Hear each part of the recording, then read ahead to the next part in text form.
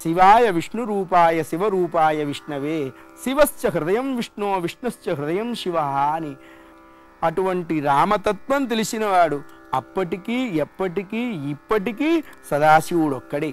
అందుకని ఆ పంచనదేశ్వర స్వామి ఆలయంలో దక్షిణ కైలాసం అనేటువంటి వాకిట్లో కూర్చొని పరమేశ్వరుడికి నమస్కరించి శంకర మహాదేవ కృపాకర సర్వ పాప భయంకర.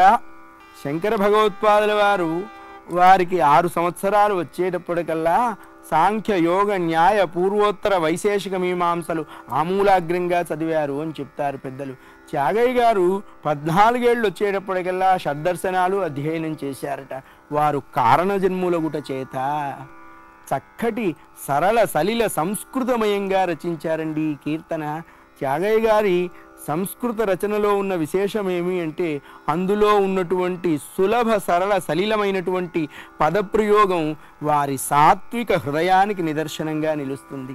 ఇది సంస్కృతము అని చెప్తే కానీ తెలియదు అటువంటి సలిలమైనటువంటి రచనలు. ఇటువంటి సంస్కృతమే అయ్యగారు అనేక చోట్ల విశేషంగా ప్రయోగం చేసి చూపించారు. సుజన జీవన ఇది కూడా సంస్కృత రచనే. అయితే క్రియాపదంలో తెలియబడుతుంది ఇది సంస్కృత రచన అని. నాద తను మనిషం శంకరం నమామి మే మనసా శిరస. నాదమే తనువుగా కలిగి ఉన్నవాడు పరమేశ్వరుడు. పరమేశ్వరుడికి 5 ముఖాలు ఉన్నాయి అని చెప్తారు. సద్యోజాతము, వామదేవము, అఘోరము, ఈశానము, తత్పురుషము అని.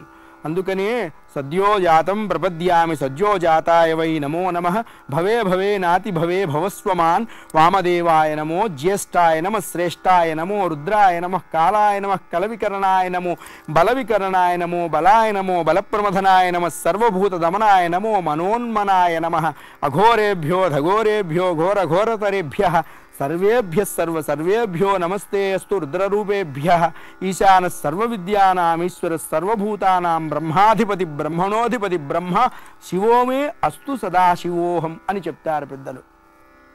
అటువంటి పరమేశ్వరుడికున్న 5 ముఖాలలోంచి సప్తస్వరాలు ఉద్భవించాయి అని పెద్దలు చెప్తారు. సద్యో జాతాది పంచ వక్త్రజ సరిగమ పదని వర సప్తస్వరాన్ని కీర్తించారు అయ్యగారు. పరమేశ్వరుణ్ణి ఆశ్రయించడం చేత 2 గొప్ప లక్షణాలు కలుగుతాయి అని చెప్పారు. విద్యాలోలం విదళిత కాలం విద్యాలోలం విదళిత కాలం. ఏమిటి ఆ 2 శుభలక్షణాలు అంటే కాల కామ బాధలు ఉండవు. ఎవరు పరమేశ్వర పాదార విందాయత్తాన్ని చిత్తంలో నమ్ముతారో అకాల మృత్యుబాధ ఉండదు, కామబాధలు ఉండవు. కారణమేమి అంటే ఆయన కాలుణ్ణి దునిమాడు, కాముణ్ణి తన్నాడు కాబట్టి. అటువంటి పరమేశ్వరుడికి భక్తి పురస్సరంగా ఈ కీర్తనతో స్వామిని కీర్తించి దక్షిణ కైలాసం అనేటువంటి వాకిట్లో కూర్చొని 1,25,000 చొప్పున మంత్ర జప నియమం ఏర్పరచుకొని చేస్తూ మనస్సుని హెచ్చరించుకునేవారండి అయ్యగారు. మనసా కేవలము తావళము దిప్పినంత మాత్రముననే జపము గానేరదు, రామరామాయణను జపము గానేరదు. అందుకే మహాభక్త శిఖామణి అయిన కబీర్ గారు ఒక చక్కటి మాట చెప్పారు లోకానికి. మాలాతో కర్మే ఫిరై జీభు ఫిరై ముఖమాహి మనువాతో దశదిశ ఫిరై యహుతో సుమిరన్నాహి అని చెప్పారు. చేతిలో మాల తిరుగుతూ ఉంటుంది, నోట్లో మంత్రం తిరుగుతూ ఉంటుంది, మనస్సు 10 మాలిన్యమైన ప్రదేశాల వైపు తిరుగుతూ ఉంటుంది. ఇక ఆ జపం వల్ల ఏం లాభం కలుగుతుంది? నిర్మలమైన చిత్తంతో నిశ్చలమైన భక్తితో ఒక్క నిమిషమైన ఆ చేస్తున్నటువంటి మంత్రము యందు మనస్సు లగ్నమైతే ఆ జపం పండుతుంది అని పెద్దలు సెలవిస్తారు. అందుకనే అయ్యగారు మనస్సుని హెచ్చరించుకునేవారు. మనసా తెలిసి రామ చింతనతో నామము తెలిసి రామ చింతనతో నామము తెలిసి రామ చింతనతో నామము తెలిసి రామ చింతనతో తెలిసి రామ చింతనతో నామము సేయవే ఓ మనసా. ఎలా చెయ్యాలో కూడా చెప్పారు. మనసా కేవలము తావళము తిప్పవద్దు, రామ రామ రామ రామ అంటూ జపం చేయవద్దు. రామతత్వాన్ని హృదయంలో ఆరూఢం చేసుకొని జపం చేయి మనసా. అప్పుడు శరీరమునకి సార్థకత కలుగుతుంది, మనస్సుకి పరిణతి కలుగుతుంది, మళ్ళా పుట్టవలసినటువంటి అగత్యము తప్పుతుంది మనసా. తలపులన్నీ నిలిపి తలపులన్నీ నిలిపి నిముషమైన తలపులన్నీ నిలిపి నిముషమైన తారక రూపుని నిజ తత్వములను తారక రూపుని నిజ తత్వములను తెలిసి రామ చింతనతో నామము సేయవే ఓ మనసా.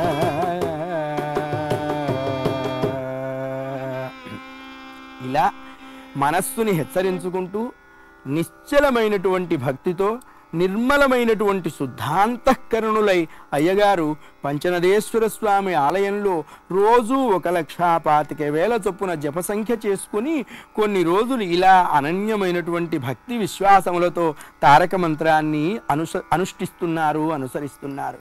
భగవంతుణ్ణి నమ్మితే సకల శుభాలు కరతలామలకమవుతాయి. కాబట్టి త్యాగయ్య గారు చేస్తున్నటువంటి మంత్రజపానికి రామయ్య గారు సంతోషించారు. భగవంతుడు సంతసిస్తే భక్తుడికి లభ్యం కానిది ఏదైనా ఉంటుందా లోకంలో? రాముడు యొక్క దయ ప్రసరించడం మొదలుపెట్టింది. అయ్యగారి దేహగేహాల రెండింటి యందు అనంతమైనటువంటి కవితా శక్తి కలగటం ప్రారంభించింది.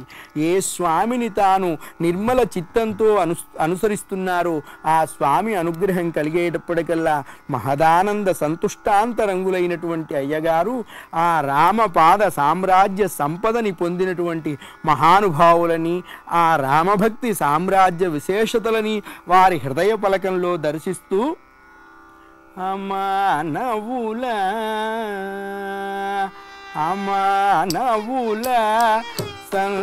సందర్శన అమానవుల సందర్శన అత్యంత బ్రహ్మానందమే మనసా అత్యంత బ్రహ్మానందమే మనసా. రామ భక్తి సామ్రాజ్యం రామ భక్తి సామ్రాజ్యం ఏ మానవుల కబేనో మనసా ఏ మానవుల కబేనో మనసా. రామ భక్తి ఇలాగని వివరింపలేను ఇలాగని వివరింపలేను చాలా స్వానుభవ వేద్యమే మనసా చాలా స్వానుభవ వేద్యమే మనసా. లీలా సృష్టి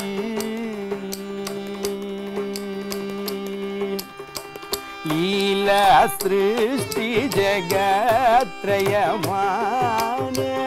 లీలా సృష్టి జగత్రయ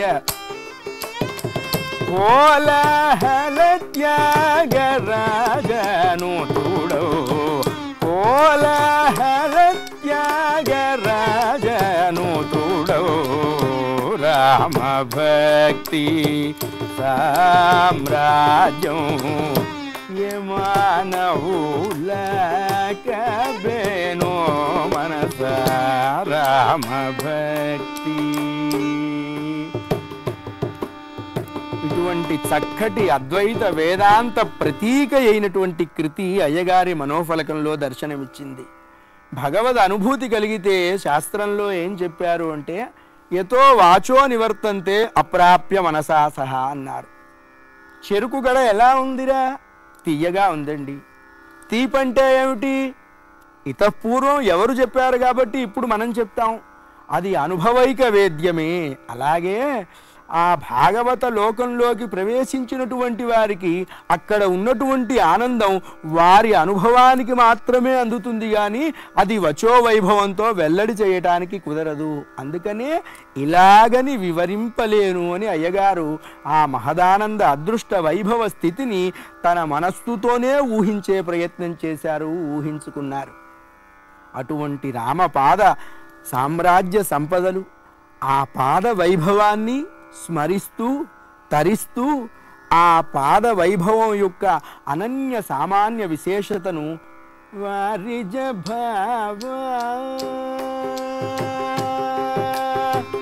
వారిజ భావ సనక సనదన వారిజ భావ వారిజ భావ సనక సనదన వాసవాది నారదాదులెల్ల పూజించ వాసవాది నారదాదు శ్రీరామ పాదమాని కృప చాలునే సీతానిధి రవే. బాలకాండలో ఆ శ్రీరామ దివ్య పాద వైభవ మహాత్మ్యాన్ని కొనియాడుతూ నారదాది మహర్షుల చేత నిరంతరము సేవింపబడిన దివ్య భవ్య శ్రీపాదం కదండి. అరణ్యంలో ఎన్ని రాళ్లకు రామచంద్రమూర్తి పాదస్పర్శ తగలలేదు? తగిలిన ప్రతి రాతికి ఆ గతి కలిగిందా? ఆ శిలాకంపం ధత్తే శివ శివ వియుంతే కఠినతామూర్తి అని పడి ఉన్నదండి అహల్య. వాయుభక్ష నిరాహార తప్యంతి భస్మశాయిని అని శపించాట గౌతమ మహర్షుల వారు అహల్యను. కొంతమందికి శాపాలు వరాలవుతాయి, మరికొంతమందికి వరాలు శాపాలవుతాయి. శాపం వరమైనటువంటి వాళ్ళలో దశరథుడు అహల్య ఒకరు, వరాలు శాపమైనటువంటి వాళ్ళల్లో కర్ణుడు మరొకరు. అహల్యను శపిస్తే అహల్యకు శాపమా? కానే కాదు. ధర్మదేవత స్పర్శ తగిలించుకునేటువంటి భాగ్యవతి అయింది ఆ తల్లి. పరమ సౌశీల్యవతి అయినటువంటి అహల్యను ఉద్ధరించారు రామచంద్రమూర్తి. అందుకే బాలకాండలో శ్రీరామ ప్రభువు 3 అనన్య విశేషాదులన్నీ కూడా ఆచరించారు. ఏమి ఆ 3 అంటే, తాటకిని సంహరించారు, అహల్యను సంస్కరించారు, సీతమ్మను స్వీకరించారు. ఈ 3 బాలలీలా విభూతులు బాలకాండలో బాలరాముడు భక్తులకు దర్శనం ఇప్పించారు.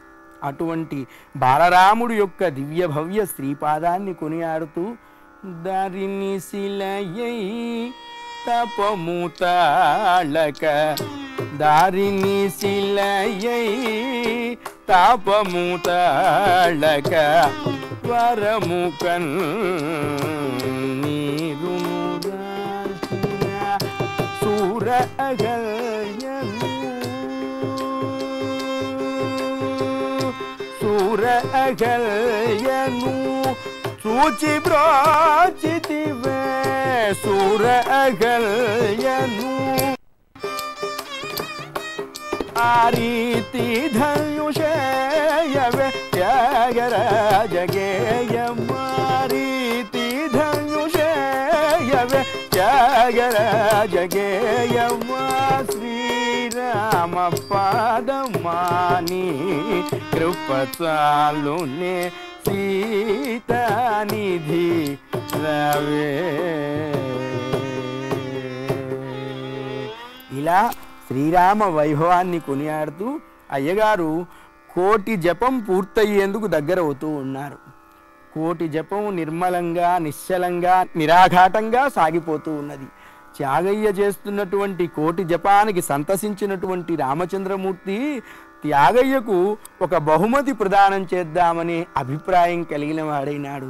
రామచంద్రమూర్తి దయగలిగితే లోకంలో కలగంది ఏమన్నా ఉందా? అందుకనే గ్రహబలమేమి రామానుగ్రహ బలమే బలము అని కీర్తించారు అయ్యవారు. అది ఆషాఢశుద్ధ ఏకాదశి, తొలైకాదశి అంటారు. మానవ జీవనంలో అక్కడ నుంచి కొన్ని విశేషమైనటువంటి పరవడి రోజులు ప్రారంభమవుతాయి.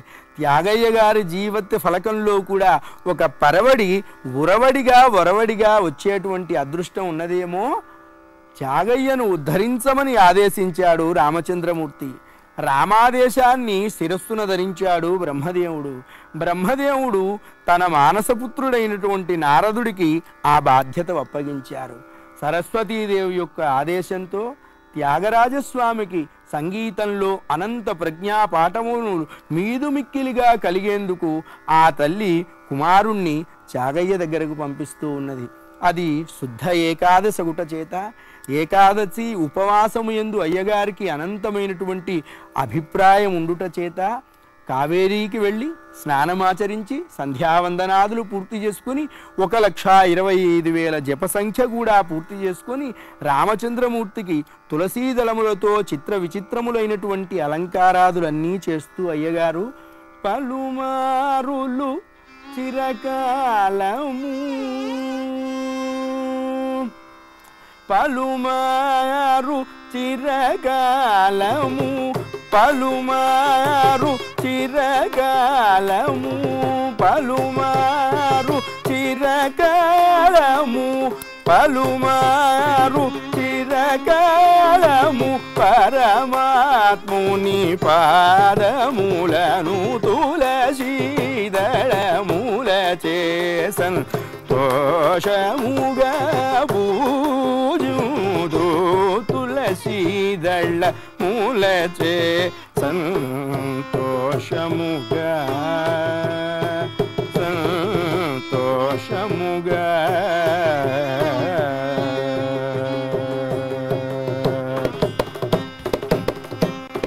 సరసీరుగ పున్నాగా. అందుకే పెద్దలు అన్ని ఉత్తమోత్తమమైనటువంటి పుష్పజాతులలో అర్చించేటువంటి వస్తువులలో తులసీదళానికి అత్యంత ప్రాధాన్యం ఇచ్చారు. ఎందుచేత అంటే దేవ పారిజాతాది మహాకుసుమములకు ఎంత ప్రాధాన్యత ప్రఖ్యాతి ఉన్నదో తులసీదళానికి అంత విశేషం ఉన్నది అని చెప్తారు పెద్దలు. ఆ తులసి యందున్న అత్యంత భక్తికి నిదర్శనంగా అయ్యగారు తులసీ పంచరత్నాలు కూడా తరువాత రోజుల్లో రచించారు. తులసి బిల్వ నిర్గుండి అని చెప్తారు. ఉన్నతోన్నతమైనటువంటి వృక్షజాతికి చెందినటువంటిది తులసీదళం. శ్రీ మహావిష్ణువుకి అత్యంత ప్రీతిపాత్రమైనటువంటి తులసీదళం.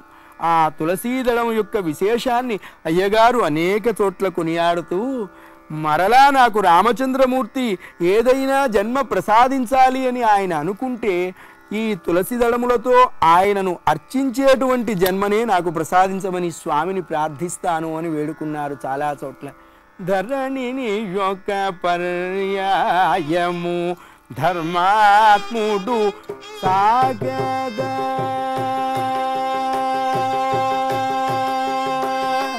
ధరణిని యొక్క పర్యాయము ధర్మాత్ముడు సాగదా పురవాసుని శ్రీరాముని పరత్యాగరాజనుతోని తులసీదళముల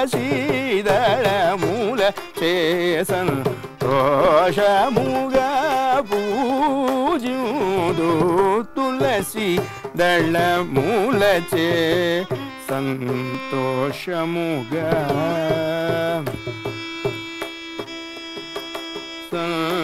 సంతోషముగా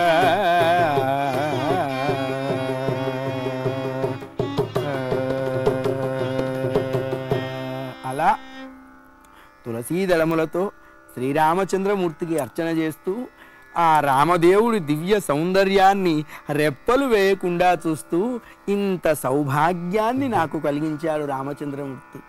ఎంత భాగ్యము మా పాలగల్గితేవి రామా, నీ దయ అనంతం ప్రభు. నీవు మా ఇంటికి వచ్చి నా చేత ఈ సేవలన్నీ చేయించేటువంటి అదృష్టం నాకు ప్రసాదించాలి అనుకున్నావు కాబట్టి నీ అంతటా నువ్వు మా ఇంటికి వచ్చావు. నీ అవతార కారణమే వేరని కైక తెలుసుకున్నది రామా నీ దివ్యతత్వం. రామమందు మునుల కోరిక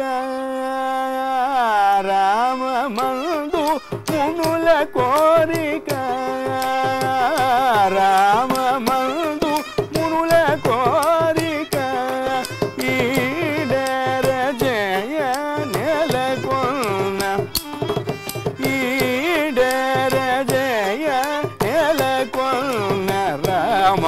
శ్రీ రఘుకులమందు పుట్టి నీవు సీతను చేకొనిన రామచంద్ర శ్రీ రఘుకుల. రామావతార కారణము, రామావతార ధర్మము కేవలం సీతని గ్రహించడం కోసమే రామచంద్రమూర్తి ధరలో అవతరించలేదండి. అష్టాశీతి సహస్రాణి అని చెప్పారు వాల్మీకి మహర్షుల వారు.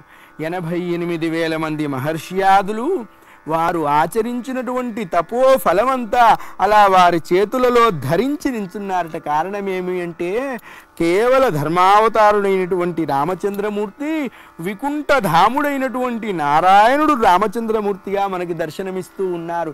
మనం ఆచరించిన తపోఫలమంతా స్వామికి స్వయంగా సమర్పిద్దామని వారంతా కాసు కూర్చున్నారట. అలా వారి ఆశలన్నిటినీ పండించడం కోసం వచ్చినటువంటి పరమ పురుషుడు ఆ పురుషుడు. అటువంటి రామచంద్రమూర్తి యొక్క దివ్య వైభవాన్ని వేనోళ్ల కొనియాడుతున్నారు అయ్యగారు. అదే సమయంలో మెల్లగా భగవన్నామం తన గుమ్మం వైపుకు వస్తున్నట్లుగా వినపడ్డది చాగయ్య గారికి. చాలా సంతోషించారు. ఎవరో మహానుభావులు ఇలా వస్తున్నారు అనుకొని ఆ చేస్తున్న పూజను ముగించి అలా వాకిట్లోకి వస్తూ ఉండేటప్పటికల్లా దేవాదిదేవ శ్రీవాసుదేవ దేవాదిదేవ శ్రీవాసుదేవ దేవాదిదేవ శ్రీవాసుదేవ రవుమయ్యనను కరుణాలవాల దేవాది దేవ శ్రీవాసుదేవ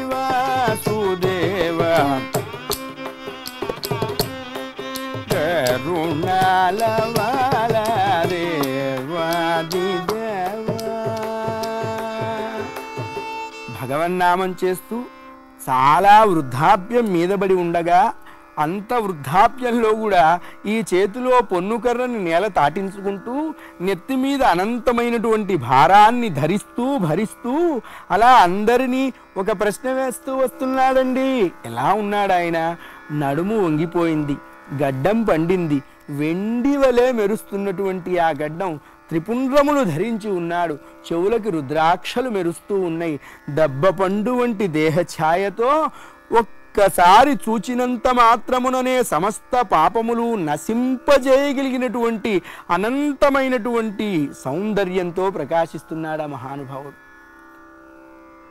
ఆయన ఆ వీధిలో ఉన్న ప్రతివారిని అడుగుతున్నారట, బాబు రామబ్రహ్మ సుపుత్రుడి ఇల్లు ఎక్కడో చెప్తారా అని అడుగుతున్నారట. తన పేరు వినేటప్పటికల్లా గబగబా బయటకు వచ్చారు అయ్యగారు. ఆ ఎదురుగా ఉన్నటువంటి వృద్ధుడికి నమస్కరించారు. బాబు, మీరు వెతుకుతున్నటువంటి రామబ్రహ్మ పుత్రుణ్ణి నేనే, నన్ను చాగయ్య అంటారు అంటూ నమస్కరించారు. చాలా సంతోషం నాయన, మహదానందం కలిగింది నిన్ను చూస్తే. నీకున్నటువంటి భక్తి ప్రకాశము, ఆ భక్తి ప్రభావము నా దాకా చేరినై నాయన. చాలా నిశ్చలమైనటువంటి భక్తితో, సంతుష్టమైనటువంటి మనస్సుతో రామచంద్రుడికి ఆనందం కలిగిస్తున్నావుట. అసలు నీ కీర్తనలు విని రామచంద్రుడు మహదానంద సంభరితుడవుతున్నాడు, సమస్త ప్రజా కొనియాడుతున్నారా. నీబోటి మహాభక్తుణ్ణి చూడటం నాకు కూడా చాలా అదృష్టమే సుమి అంటుండగా ఆయనను లోపలికి రావాల్సిందిగా ఆహ్వానించారు. ఆ చేతిలో ఉన్న కర్ర మెల్లగా అలా తాటించుకుంటూ త్యాగయ్య గుమ్మంలోకి అడుగుపెట్టాడు. నెత్తిన ఉన్న బరువు నాకిస్తే నేను అందుకుంటా బాబుగారు అన్నాడు అయ్యగారు. తప్పకుండా ఇస్తాను నాయన, నీకు ఇవ్వటానికే వచ్చాను, నీకోసమే వచ్చిన బరువు కాస్త దించి నన్ను ఉద్ధరించు అన్నట్లుగా తన నెత్తిన ఉన్నటువంటి ఆ మూటని అయ్యగారి చేతిలో ఉంచాడు ఆ వృద్ధుడు. సభక్తికంగా కళ్ళకద్దుకున్నాడు. వృద్ధుడు గడ్డం కింద పొన్నుకర్ర పెట్టుకొని చూస్తున్నాడు. ఈ మూట ఎక్కడ పెడతాడు ఇతగాడు అనుకొని. రాముడు ఏమని ఆదేశించాడో, నారదుడు ఏమని భావించాడో, రామాదేశానికి నారద భావానికి ఈషన్ మాత్రం వ్యతిరేకత లేకుండా అయ్యగారు ఆ మూటని కళ్ళకద్దుకొని లోకాంతరంగుడు సీతాకాంతుడు శ్రితజన మిత్రుడు భక్త లతాలవిత్రుడై కొలువుదీరి ఉన్నటువంటి ఆ రామచంద్ర పంచాయతనముల ముందు ఆ మూట ఉంచి నమస్కరించాడు అయ్యగారు. ఆనందంగా ఊపిరి పీల్చుకున్నాడు ముసలాయన. ఎందుచేత తనకి అప్పగించిన భారం తాను సవ్యంగా పూర్తి చేశాడు. భారాన్ని తీసుకున్నవాడు సవ్యంగానే భారాన్ని నెరవేరుస్తాను అన్నట్లుగా సాక్షీభూతుడైనటువంటి రామచంద్రమూర్తి ముందు భారం ఉంచాడు. ఆ సాయంత్రం వారిరువురి మధ్య అనేక భాగవత విషయ ప్రసంగాదులన్నీ జరిగాయి. అయోధ్యకాండలో గుహుణ్ణి చూచినటువంటి భరతుడు ఆ రాత్రి నిద్రపోకుండా రామ, సీత, లక్ష్మణ యోగక్షేమాదులతో కూడిన విషయ ప్రసంగం ఎలా జరిగిందో వారికి, ఈ వచ్చిన వృద్ధుడికి, త్యాగయ్య గారికి ఆ రాత్రంతా అనంతమైనటువంటి భాగవత విషయ ప్రసంగాలతో తెల్లవారింది. తెల్లవారిన తర్వాత ముసలి ఆయన, నేను బయలుదేరి వెళ్ళొస్తాను ఆయన అన్నారు. స్వామి, ఊరకరారు మహాత్ములు ఆ రథముల ఇండ్లకు అన్నారు. మమ్ము ఉద్ధరించడానికి మా ఇంటికి వచ్చారు, ఈ పూట మా ఇంట్లో భోజనం చేసి బయలుదేరండి అన్నారు. తప్పకుండా నాయన, కావేరీకి వెళ్ళి అనుష్ఠానం చేసుకుని వస్తాను అని చెప్పి కదిలాడు ముసలి వ్యక్తి. అయ్యగారు వారు వస్తారు, వచ్చిన తర్వాత ఔపోసన వేసుకొని భోంచేద్దామని కాచుకొని ఉన్నారు. కావేరీకి స్నానానికి వెళ్ళిన ఈ వృద్ధుడు అపరాహ్నం దాటుతున్నా తిరిగి ఇంటికి రాలేదండి.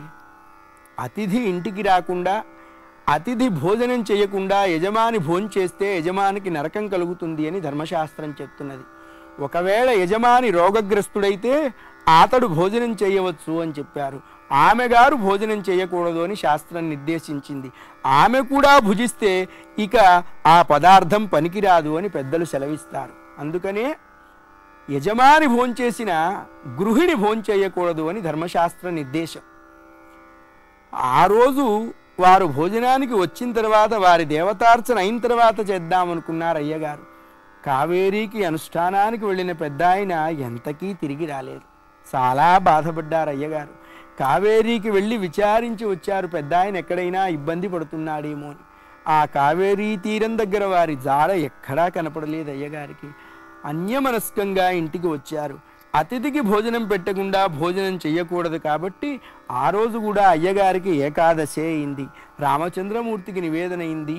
సాయం సమయం అవుతుండగా వారు రామచంద్రమూర్తి ముందు దీపార్చన చేసి అలా నమస్కరిస్తూ ఉండగా వారి హృదయ సీమలో అనుష్ఠానానికి వెళతానని చెప్పి వెళ్ళిన పెద్ద ఆయన కనపడ్డారు. బాబుగారు, తాము వస్తామన్నారు, తమ కోసం ఎదురు చూస్తున్నాం, దేవతార్చనకి రాకుండా వెళ్ళిపోయినారేమిటి అని అడిగారు అయ్యగారు. నాయనా, నే వచ్చిన పని పూర్తయిందిరా. మా ఇంటి పేరు చతుర్వేదుల వారు, నన్ను నారయ్య అంటారు. మా అమ్మ చక్కగా వీణ వాయిస్తుంది. శ్రీరామచంద్రమూర్తి దివ్య కరుణాకిరణ ప్రసారం చేత మా తల్లి అయినటువంటి సరస్వతి నిన్ను అనుగ్రహించమని నా ద్వారా నీకు కొన్ని వస్తువులు పంపింది. ఆ వస్తువులు నువ్వు అతి భద్రంగా సర్వలోక శరణ్యుడైనటువంటి రామచంద్రమూర్తి ముందే ఉంచావు. నేను నీకిచ్చినటువంటి మూట ఒక్కసారి అలా విప్పి పరికించు త్యాగయ్యా అని చెప్పారండి ఆ వచ్చిన ముసలాయన. కనులు తెరిచి అలా ఆకాశం వైపు చూశారు. తనని కటాక్షించడానికి వచ్చిన కమనీయ మూర్తి ఎవరో అవగతమైంది అయ్యగారికి. ఆ వచ్చినవారు సాక్షాత్తు నారద భగవాన్ల వారు. హరికథా విద్యకు, హరికథా గానానికి ఆద్యుడైనటువంటి వాడు నారదుడు. నారద దర్శనం అయితే నారాయణ దర్శనం తప్పకుండా అవుతుంది. నారాయణ దర్శనం కావలసిన వాళ్ళందరికీ నారద మహర్షి దర్శనం అయిందండి. ధ్రువుడికి నారదుడే దర్శనం ఇచ్చాడు. ప్రహ్లాదుడికి నారద మహర్షుల వారు దర్శనం ఇచ్చారు. లవకుశలకి నారద మహర్షుల వారి యొక్క అనంతమైన ఆశీర్వచనాలు కలిగినాయి. అటువంటి నారద మహర్షుల వారు భవ్య దివ్య దర్శనం ఇచ్చారు అయ్యగారికి. మహదానంద పడిపోయినారు.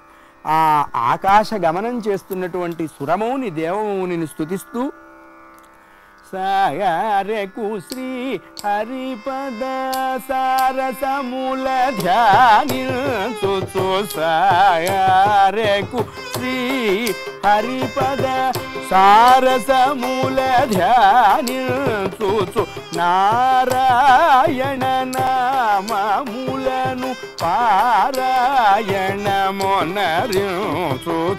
నారాయణ నామములను పారాయణమొనరించు నారదముని వెడలిన సుగుణాతిశయము వినరే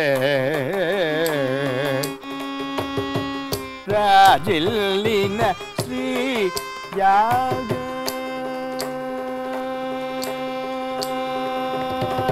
రాజిల్లిన శ్రీ త్యాగరాజసఖుని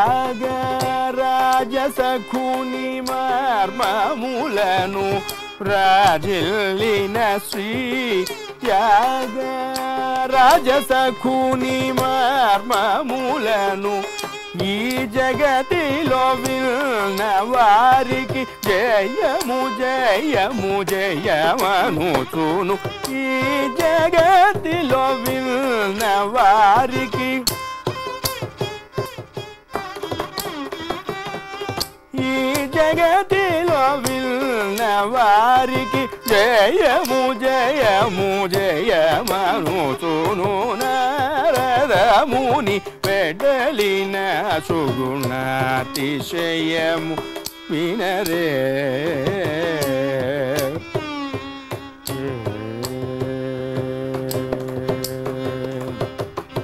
నారద గురుస్వామి నన్నాదరింపరావేమి ఈ కరవేమి వరనారద నారాయణ ఇలాంటి దివ్యమైనటువంటి నారద మహర్షుల వారి యొక్క దివ్య కరుణకు ప్రతీకగా తానేమివ్వగలడండి? నారద వైభవాన్ని కొనియాడుతూ ఆ మహాత్ముణ్ణి కీర్తించారు అయ్యగారు. ఆ తర్వాత అక్కడ స్వామి చేత ప్రసాదింపబడినటువంటి ఆ మూట విప్పి చూచారు. అవి 2 ఉద్గ్రంథ రాజములు. ఆ తర్వాత ఆ గ్రంథములు ఏమైనాయి అని ఆలోచిస్తే ఆ యోగం ఎవరికి ఉంటుందో అంతవరకే భగవంతుడు వాటి యొక్క ఉపయోగాన్ని వెల్లడి చేస్తాడు. ఆ యోగం అయిపోయిన తర్వాత ఎక్కడ నుంచి వస్తాయో మళ్ళా అక్కడికి వెళ్ళిపోతాయి. భగవద్ అనుగ్రహాన్ని పొందేటువంటి అర్హత మనం సంపాదించుకుంటే స్వామి తప్పకుండా అనుగ్రహిస్తాడు. అర్హత లేకుండా ఆశపడ్డామా ఆ ఆశని తీర్చుకోవటం కోసం పాపం చేయాల్సి వస్తుంది.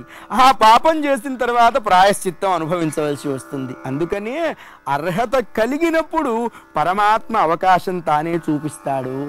అర్హత కలిగేంత వరకు సాధకుడు సాధన చేయమనే యోగ వాసిష్టంలో రామచంద్రమూర్తి ఉపదేశించారు. అందుచేత ఆ గ్రంథాలు 2 ఒక్కసారి అవలోకనం చేశారు అయ్యగారు. అది నారదీయము స్వరార్ణవము అనేటువంటి చక్కటి 2 ఉద్గ్రంథ రాజదర్శనమైంది.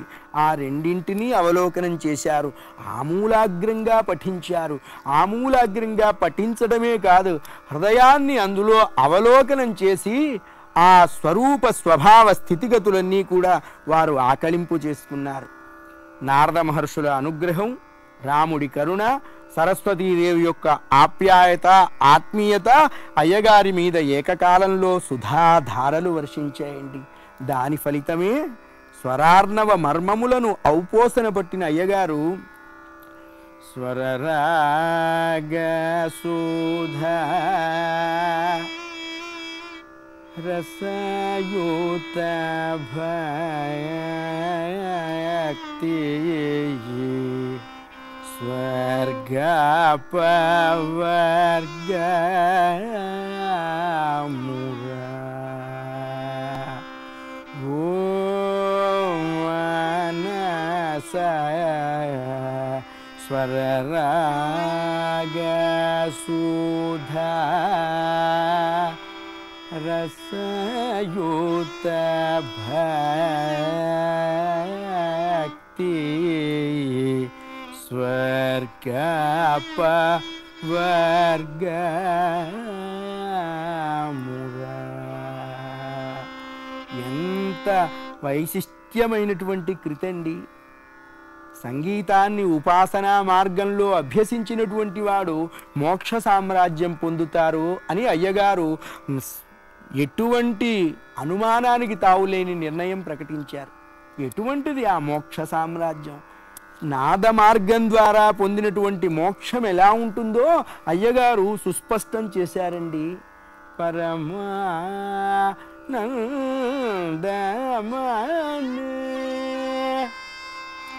పరమానందమనే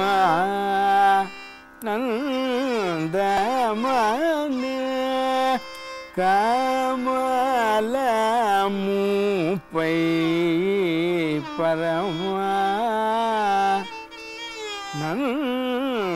పరమానందమనే కమలముపై.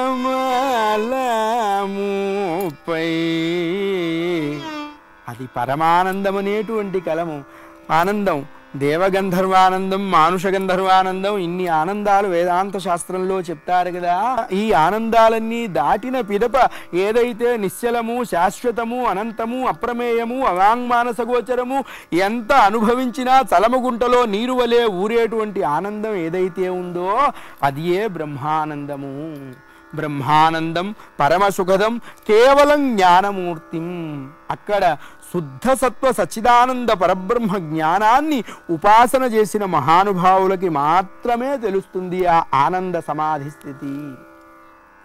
సహస్ర దళములతో ప్రకాశించేటువంటి తామరలో ఉన్నటువంటి ఆ మకరందపు విలువ కొన్ని వేల మైళ్ళ దూరాన ఉన్నటువంటి తుమ్మెదకి తెలుస్తుంది, ఆ కింద ఉన్నటువంటి కప్పలకి తెలుస్తుందే. పరమాత్మ యొక్క దివ్య సౌందర్యాన్ని, బ్రహ్మానంద స్థితిని ఉపాసన ద్వారా పొందినటువంటి ఉపాసకుడికి ఆ వైశిష్ట్యత అర్థమవుతుంది. అదే విషయాన్ని అయ్యగారు స్పష్టంగా అనుమానానికి తావు లేకుండా వచించారు. అలా 1,000,000 జపం పూర్తవుతున్న శుభ సమయంలో వారికి ఆసు కవిత సిద్ధిని ప్రదానం చేశారు రామచంద్రమూర్తి. అనంతమైనటువంటి అతిలోక లావణ్య రమణీయ కమనీయ మూర్తి అయినటువంటి శ్రీరామ ప్రభు యొక్క అత్యున్నత సౌందర్యాన్ని వర్ణిస్తూ 1,000,000 జపం రాముడు తన వెంట ఉండి పూర్తి చేశాడండి. త్యాగయ్య గారు ఎప్పుడూ రామలక్ష్మణులకి కృతజ్ఞతాపూర్వక నమస్సుమ సమర్పణం చేశారు. ధనుర్ధారులైనటువంటి మీ సోదరులు ఇద్దరు నా వెంట ఉంటే నాకు భయం ఎందుకుంటుంది రామా.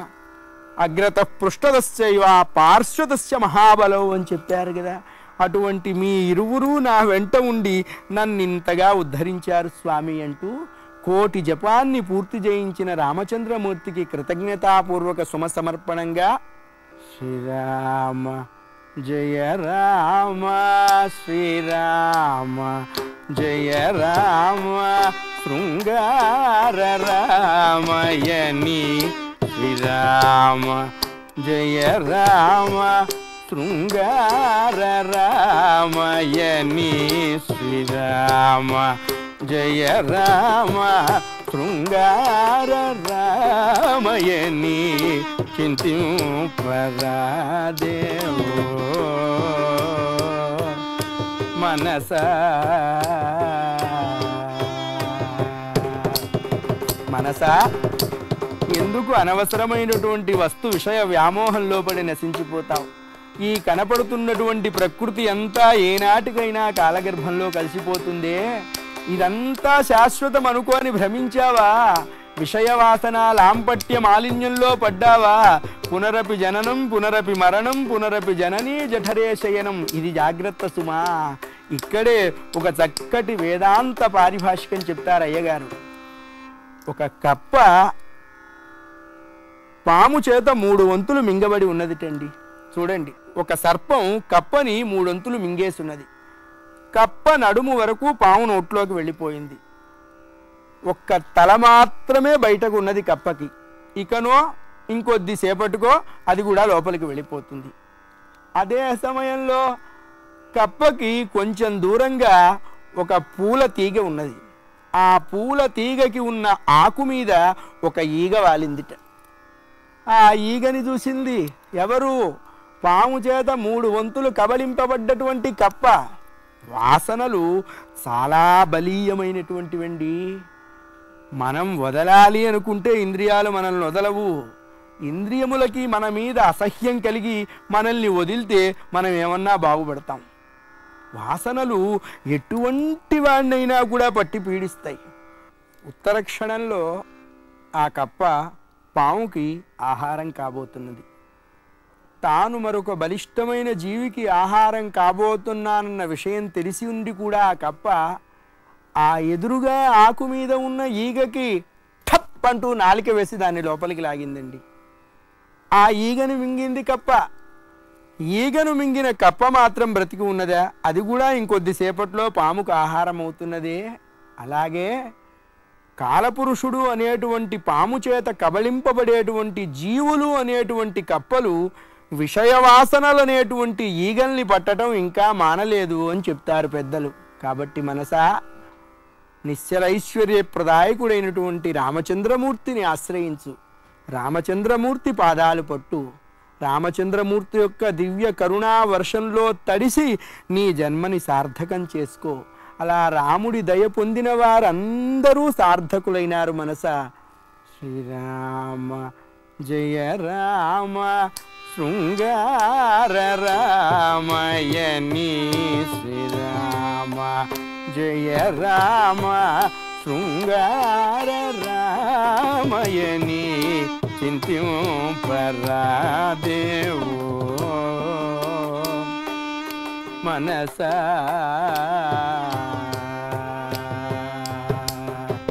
దశరథుడు శ్రీరామ, దశరథుడు శ్రీరామ, దశరథుడు శ్రీరామ, రారాయణి పిలువ. దశరథుడు శ్రీరామ, రారాయణి పిలువ, రారాయణి పిలువ, తపమేమి చేసెను. ఎంత భాగ్యం అండి దశరథ చక్రవర్తిది. 14 లోకాలకి కన్నతండ్రి అయినటువంటి రామచంద్రమూర్తికి కన్నతండ్రి అయినాడు దశరథుడు. తన వెంట రాజూచి, తన వెంట రాజూచి ఉప్పొంగే కౌశికుడు. తన వెంట రాజూచి ఉప్పొంగే కౌశికుడు, తపమేమి చేసెను. ఎటువంటి అనంతమైనటువంటి తపస్సు ఆచరించడం చేత వీరందరికీ ఇంత మహత్వ స్థితి కలిగించాడు కదా భగవంతుడు. లేకపోతే రామచంద్రమూర్తికి 16వ సంవత్సరం ప్రవేశించినప్పుడు ప్రవేశించాడు విశ్వామిత్ర మహర్షి. మహర్షి వాకిట్లోకి రాగానే దశరథుడు ఎదురు వెళ్ళి అర్ఘ్యపాద్యాది విధులు గౌరవించి ఊరుకోవచ్చు కదా.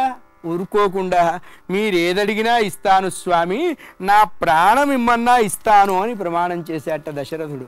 విశ్వామిత్రుడు మహదానందపడ్డాడు. ఎందుకు అంటే తనంతట తానుగా పరువులెత్తి వచ్చి లేడి వేటగాడికి కట్టుబడ్డట్టుగా ఆ దశరథుడు తనంతట తానుగానే వాగ్దానం చేశాడు కదా అని దశరథుడి ప్రక్కనే నిలబడి ఉన్నాడండి షోడశ కళా ప్రపూర్ణుడైనటువంటి రామచంద్రమూర్తి. శరత్కాలంలో వెన్నెల వలె ప్రకాశిస్తూ ఉన్నారట స్వామివారు. అలా శరత్కాలపు వెన్నెల వలె ప్రకాశిస్తున్న శ్రీరామచంద్ర దివ్య సుందర సందర్శన సద్భాగ్యంలో పులకితుడవుతున్న గాధినందనుడు చూపు రాముని వైపు, మాట దశరథుడి వైపు ఉంచి, దశరథ ఏది అడిగినా ఇస్తానన్నాడు స్వామి, నీ ఖ్యాతి ఇనుమడిస్తుంది అని ఆశీర్వదిస్తూ స్వసుతం రాజశార్దూలం రామం సత్యపరాక్రమం కాకపక్షధరం శూరం జ్యేష్టం మే దాతుమర్హసి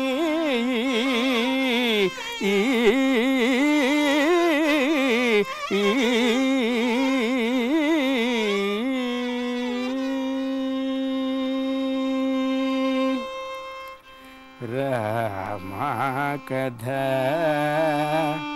సుధ స్వసుతం నీ పుత్రుడు కావాలయ్యా అన్నట్ట దశరథుడితో. కాళ్ళ కింద భూమి వణికినట్టయింది దశరథుడికి. సంభాళించుకున్నాడు. నాకు 4 పుత్రులు కదా, ఎవరు కావాలంటున్నాడు. రాజశార్దూలం, రాజులలో శార్దూల బల సమన్వితుడైనటువంటి వాడు. ఆ ఇంట్లో అన్నీ శార్దూలాలే గాని మార్జాలాలు పుట్టలేదు కదండి. ఎవరు కావాలి? రామం రమంతే సర్వజనాః గుణైః ఇతి రామః రమయతి ఇతి రామః. ఆయనకు వశిష్ఠ మహర్షుల వారు చాలా ఎంచి ఆ నామ నిర్ణయం చేశారండి. ఆ వశిష్ఠుడి అదృష్ట విశేషం చేతనే సహస్రనాముడైనటువంటి పరమాత్మకి ఒక విశేషణమైనటువంటి నామధారణం చేయించారు వశిష్ఠ మహర్షి. రామః అన్నారు. సర్వజీవులని తనలో రమింపజేసుకునేవాడు, తాను సర్వజీవుల యందు రమించడి లక్షణము కలిగిన వాడగుట చేతనే ఆయనను రాముడన్నారు. ఆ తర్వాత పుట్టిన వాడిని భరతుడు అన్నారు. భరత అంటే భక్తి భరిత భరత. మరి మూడో వారి పేరు లక్ష్మణుడు కదండి. అన్నను సేవించడమే లక్షణంగా కలిగి పుట్టినవాడు లక్ష్మణుడు. మరి నాలుగో వారి శత్రుసూదనుడు కదా. ఈతడికి ఏమిటి విశేషం? సహజంగా ప్రతి వారికి 6 శత్రువులు ఉంటారు. కామ, క్రోధ, లోభ, మోహ, మద, మాత్సర్యాలు. ఆ శత్రువులు ఎటువంటి వాణ్ణైనా కబళిస్తాయి. కానీ రామానుజుడైనటువంటి శత్రుఘ్నుడు తల్లి గర్భంలోంచి బయటికి వస్తూ 6 శత్రువులని నశింపజేసుకొని బయటకు వచ్చాటండి ఆ పిల్లవాడు. శత్రుఘ్న 6 శత్రువులని నశింపు చేసి వచ్చాడు కాబట్టి అతడిని శత్రుఘ్నుడు అన్నారు, శత్రుసూదనుడు అన్నారు. అటువంటి 4 రథముల వంటి కుమారులు కలిగారు దశరథ భూమిపతికి. 60,000 సంవత్సరాలు దాటిన తర్వాత. అది విశేషం. రామం సర్వజనులలో తానై రమించేవాడు. సత్యపరాక్రమం. సత్యపరాక్రమానికి వేదాంత పటిమ కలిగిన వాక్యం ఏమి అంటే అక్లిష్ట కర్మణే సచ్చిదానంద రూపాయ. సత్యము, నిత్యము, శాశ్వతము, చిన్న భిన్నాదులు ఎరగనటువంటి పరాక్రమ సంపద కలిగిన వాడు. అంతేనా?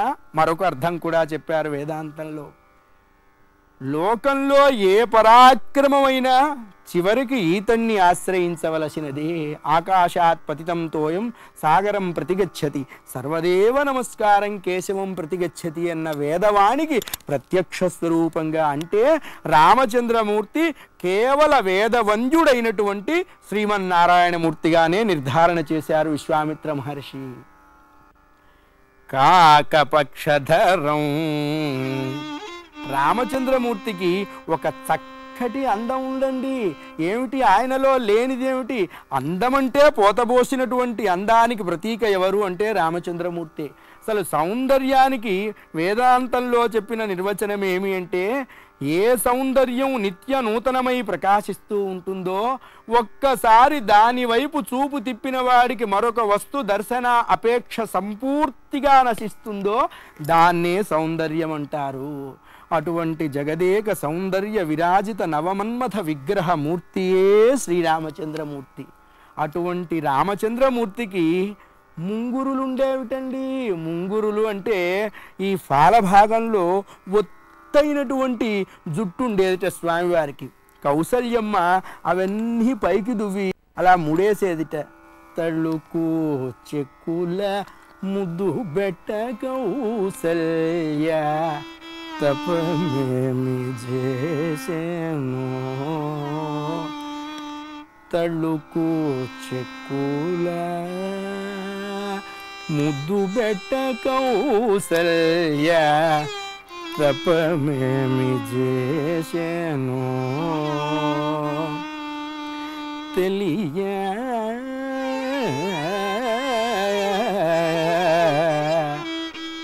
ఆ రంగారు బంగారు పాలుగారేటువంటి ఆ సింగారం వెలిగేటువంటి ఆ బుగ్గల మీద కౌసల్య ముద్దు పెట్టుకునేదిటండి. ఆవిడ ముద్దు పెట్టుకోవటానికి ఈ ముందున్నటువంటి ఫాల భాగంలో వెంట్రుకలు మొహం మీద పెడితే పిల్లవాడికి ఇబ్బందని అవన్నీ పైకి లాగి ముడేసేదిట కౌసల్యమ్మ. ఆ వెంట్రుకలు కౌసల్యని కొంచెం కోపంగా చూసేవిట. ఏమే కౌసల్య, నీకెంత పక్షపాతమే! నీ రామచంద్రుడి పున్నమి వంటి ఆ రామచంద్రుని మోము నీ ఒక్కత్తవే చూస్తావా? మాకు అవకాశం లేకుండా చేస్తావా కౌసల్య అని కొన్ని ముంగురులు ఎదురు తిరిగేవిటండి. ఎదురు తిరిగి ఆ ముడిలోంచి ఇలా కిందపడి రామచంద్రమూర్తి ఫాలభాగంలో అలా గింగిర్లు తిరుగుతూ చల్లని పిల్లగాలి కొట్టినప్పుడు ఆ ముంగురులు అలా కదులుతూ ఉండేవిట. ఎలా ఉండేది ఆ సౌఖ్యం! శ్రీరామచంద్రమూర్తి ముఖపద్మం మీద నల్లటి రెక్కలు కలిగిన తుమ్మెదలు వాలితే చల్లని పిల్ల తెమ్మెరలు వీస్తున్నప్పుడు ఆ తుమ్మెద రెక్కలు ఎలా కదులుతూ ఉండేవో రామచంద్రమూర్తి యొక్క ఫాలభాగంలో ముంగురులు అలా కదులుతూ ఉండేవిట. అటువంటి సౌభాగ్యం కలిగిన వాడు జ్యేష్ఠం మే దాతుమర్హసి, అటువంటి నీ పెద్ద పుత్రుడైన రాముణ్ణి నా వెంట పంపు అని అడిగాడు కదా విశ్వామిత్రుడు. తన వెంట రాజూచి ఉప్పొంగే కౌశికుడు తపమేమి చేసెను తాపం బణగి తాపం బణగి రూపవతియౌటకగల్య తాపం బణగి రూపవతియౌటకగల్య తపమేమి చేసెను త్యాగరాజాప్త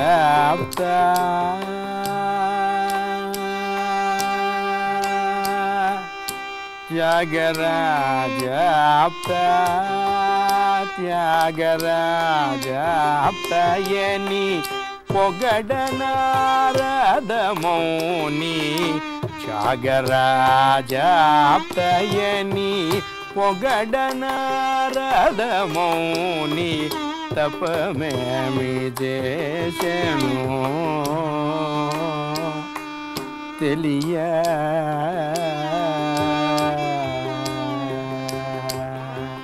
శ్రీరామ జయ రామ శృంగార రామయని చింతింపరాదేవో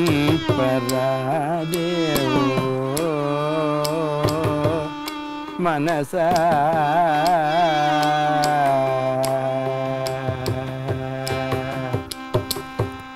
అలా బాలకాండ యావత్తు రామచంద్రమూర్తికి కృతి సమర్పణం చేసుకున్నారండి అయ్యగారు. కోటి జపం పూర్తయిన శుభ సందర్భంలో విశేషమైనటువంటి పూజ చేశారు రామచంద్రమూర్తికి. అనేక మంది భాగవతులు, భక్తులు, లోకబంధువులు, హితైషులు ఎంతోమంది వచ్చి ఆ సేవని కనులారా మనసారా వీక్షించి మహదానంద పరవశులవుతూ ఉంటే త్యాగయ్య గారు కూడా మహదానంద సంతుష్టాంతరంగులై రాముని దయకు అనేక కృతజ్ఞతాపూర్వక జొతలు అర్పిస్తూ ఉంటే త్యాగయ్య భక్తి పరాకాష్ట రామచంద్రమూర్తి దాకా వెళ్ళేటప్పటికల్లా మాతా సమం నాస్తి శరీర పోషణం అని వేదవాణి. తల్లులకు తల్లైనటువంటి సీతాభగవతి ఇంతింతై వటుడింతై మరియుదానింతై అన్నట్లుగా రామభక్తిలో వృద్ధి చెందిన పుత్రసముడుగు త్యాగయ్యను ఆశీర్వదింప నిశ్చయించుకుందండి ఆ తల్లి. సీతారామ లక్ష్మణ ఆంజనేయులు నలుగురు త్యాగయ్య గారి గృహప్రవేశం చేశారు. కోటి జపం జరిగింది. చక్కటి ఉత్సవం చేశారు. అనేక మంది భాగవత శిఖామణులు భగవన్నామం చేస్తూ రామగానంలో మునకలేస్తూ వారందరూ మహదానంద పరవశులై ఉంటే ఆ భక్తజనులను చూచినటువంటి భగవంతుడు కూడా చాలా సంతోషించాడు. అందరినీ పేరు పేరున పలకరిస్తూ పూజామందిరంలో ఉన్న త్యాగయ్య వద్దకు వెళ్ళారు రామచంద్రమూర్తి. సీతారామ సందర్శనం చేసిన మరుక్షణం అయ్యగారికి మహదానందం కలిగింది. ఎక్కడో పూర్వ పరిచయస్తులలాగా మనస్సుకు తోచారు కానీ అది మాటలకు అందట్లేదు. సీతారాములను మార్చి మార్చి మార్చి మార్చి చూస్తూ ఉన్నాడు. ఎంతసేపు చూసినా తనివి తీరటం లేదు ఆ అయ్యగారికి. సీతారామ సందర్శనంలో మునకలేస్తున్న త్యాగయ్యను కుశల ప్రశ్నలతో పలకరించింది సీతమ్మ తల్లి.